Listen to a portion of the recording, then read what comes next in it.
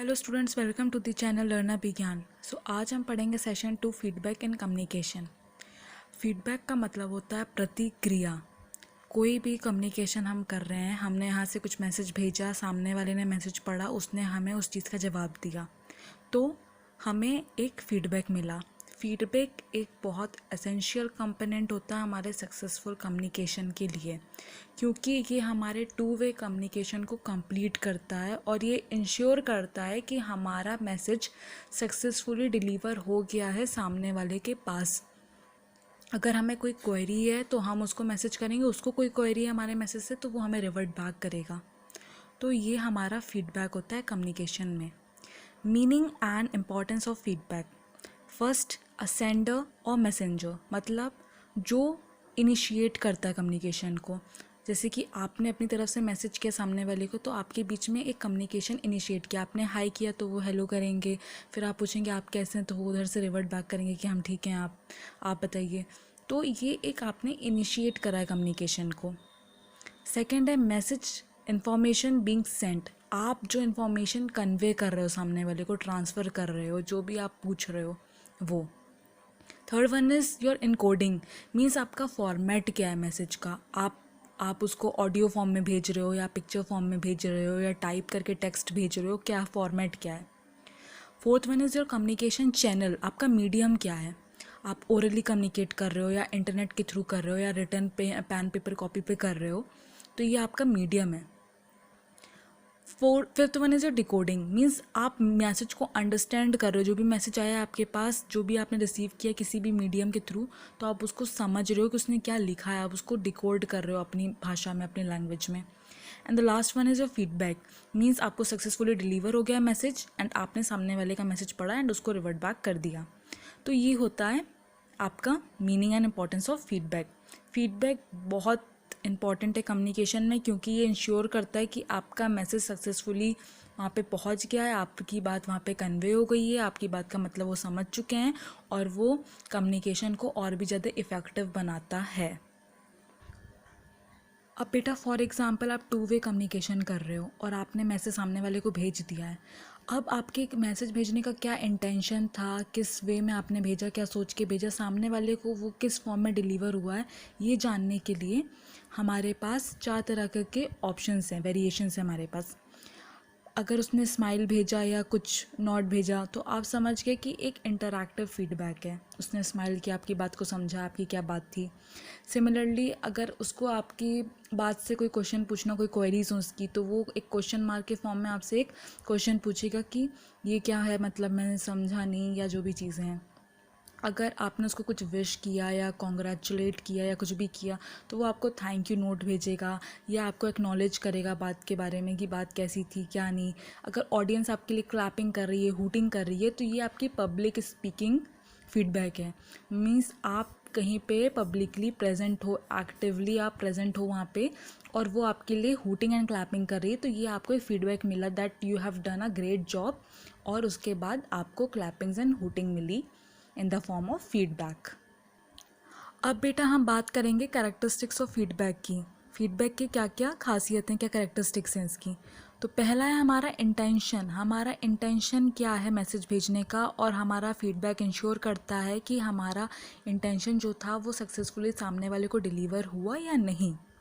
Second one is specific, means आप जो भी बात करें वो पूरी कन्वे करें सामने वाले को कि मेरे बात का ये मतलब है कहने का, उसको पूरी क्लैरिटी के साथ, पूरी एक तरीके से आप उसको स्पेसिफाई करें।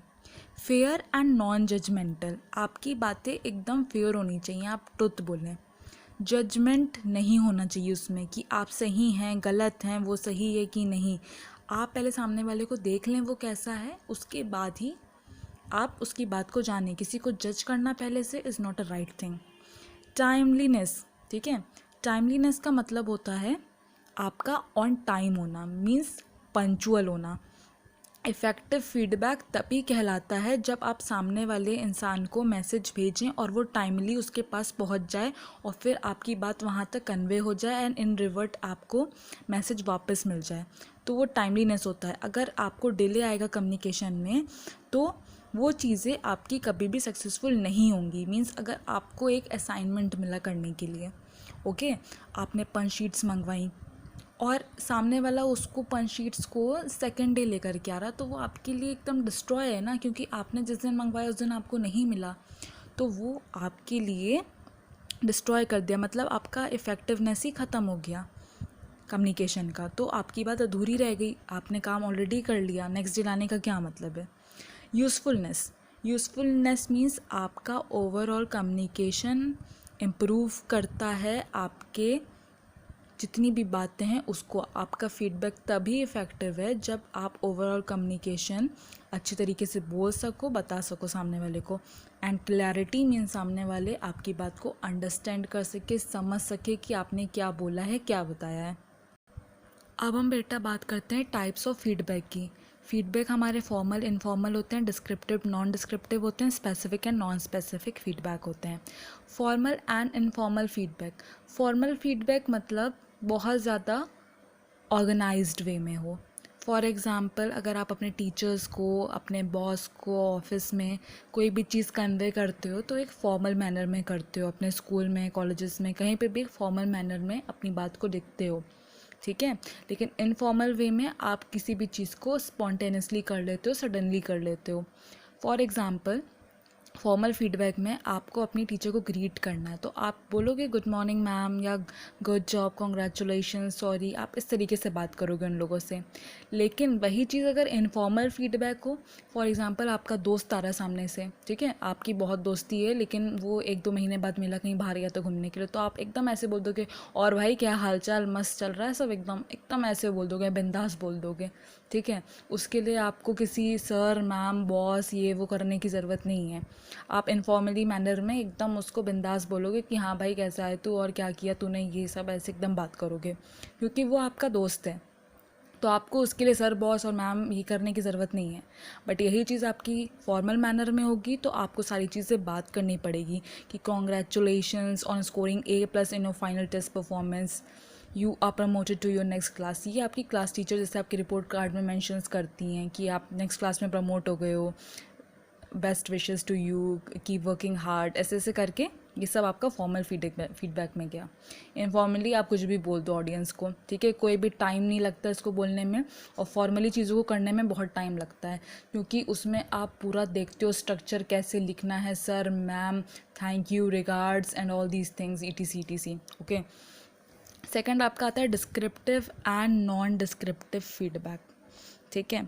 नॉन डिस्क्रिप्टिव फीडबैक का मतलब ये होता है कि जो ज़्यादा मीनिंगफुल चीज़ के बारे में कन्वे ना करे, एक स्पेसिफिक चीज़ के बारे में कन्वे करे। फॉर एग्ज़ाम्पल, जैसे आपका सेकंड पैराग्राफ में कुछ गड़बड़ था, आपने सही नहीं लिखा था, तो उसने डिफ़ाइन कर दिया कि आपके सेकंड पैराग्राफ को थोड़े इम्प्रूवमेंट की ज़रूरत है। लेकिन किस इम्प्रूवमेंट की ज़रूरत है, कौन से टाइप ऑफ इम्प्रूवमेंट, या what is not properly done, which kind of improvement, ये सब नहीं बताया, तो आप नहीं समझे कि आपको किस टाइप की इम्प्रूवमेंट की ज़रूरत है। और दूसरा होता है हमारा डिस्क्रिप्टिव फीडबैक। डिस्क्रिप्टिव फीडबैक का मतलब पूरी जानकारी, एक एक चीज़ के बारे में पूरी डिटेल्ड इन्फॉर्मेशन एक एक्सप्रेसिव मैनर के साथ, पूरी एनालिसिस के साथ, पूरे सजेशंस के साथ, 4 लोगों से पूछ करके, मिल करके सारी चीज़ का पता लगाना। इस चीज़ में मोस्टली हमारे क्रिमिनल जो केसेस होते हैं वो काफ़ी इसमें देखे जाते हैं। क्रिमिनल केसेस में हमेशा स्टार्टिंग से एंड तक की जांच की जाती है, तब जाकर के डिसीजन होता है कि क्या हुआ, किस तरीके से हुआ, कौन से फॉर्म में। इसका एक एग्जांपल आपकी बुक में दिया गया है। All paragraphs should cover basically one idea. Only one paragraph was as per this specification. Other paragraph covered multiple ideas and the information was not cohesively linked. इसका मतलब ये हुआ कि आपने बेसिकली, आपको सारे आइडिया कवर करने हैं अपने पैराग्राफ में। एक पैराग्राफ में आपने स्पेसिफिकेशन के हिसाब से लिखा है, बाकी अदर पैराग्राफ में आपने मल्टीपल आइडियाज़ डाल दिए हैं और वो सारे एक दूसरे से लिंक्ड अप नहीं हैं। Means what is going on, you are not knowing about it, ठीक है। तो ये आपका डिस्क्रिप्टिव फीडबैक में आया, उसने पूरी जानकारी दी, आप कहाँ सही हैं, कहाँ गलत है, सेकंड पैराग्राफ में आपकी कमी है, लिंकअप नहीं है, तो पूरा आपको डिस्क्रिप्शन पता चल गया कि आप कहाँ लैग कर रहे हो। Last one is your specific and non specific feedback. Specific feedback हमेशा एक पर्टिकुलर चीज़ के बारे में पॉइंट आउट करता है, ठीक है, उसको जनरल ओवरव्यू की कोई ज़रूरत नहीं है, पिछली बीती कहानी से उसको कोई मतलब नहीं, करेंटली जो सिचुएशन है पर्टिकुलर जो उसको चाहिए सुनना है वो सिर्फ वही पूछता है। और नॉन स्पेसिफिक फीडबैक वो होता है जहाँ पे आप पिन पॉइंट करो किसी भी बात को, कोई भी चीज़ का जनरल ओवरव्यू लो, फिर पूरी बात सुनो, ऐसे पंचायत टाइप की चीज़ें होती हैं उसमें। नॉन स्पेसिफिक फीडबैक में कोई भी आपको कुछ पता नहीं है लेकिन आप उस चीज़ के बारे में पिन पॉइंट करे जा रहे हो, तो ये आपके नॉन स्पेसिफिक फीडबैक होते हैं। अब जैसे बेटा आपकी बुक में एग्जांपल दिया गया नॉन स्पेसिफिक फीडबैक का, मतलब I like your story it's good, मतलब मुझे तुम्हारी स्टोरी पसंद आई, अच्छी थी। और उसी को स्पेसिफिकली अगर उसने डिफाइन किया तो उसने ये लिखा है उसमें कि I like the way you describe your grandpa's character, it makes me feel like I know him too. मतलब उसने इतने अच्छे तरीके से अपने ग्रैंड पा के कैरेक्टर को बताया कि सामने वाले इंसान को ये लगा कि मैं भी तुम्हारे ग्रैंड पा को जानता हूँ, इस तरीके से लगा। तो ये एक स्पेसिफिक फीडबैक है। वो लोग एक पर्टिकुलर चीज़ के बारे में बात कर रहे हैं, वो ऐसे कहानी नहीं बना रहे हैं कि ये टॉपिक तुम्हारा ये है तो ये सर्टेन थिंग्स कर रहा है, तो ये सब कुछ नहीं। Thank you for watching this video बेटा। Please like and subscribe to my channel and share with your friends also. Thank you.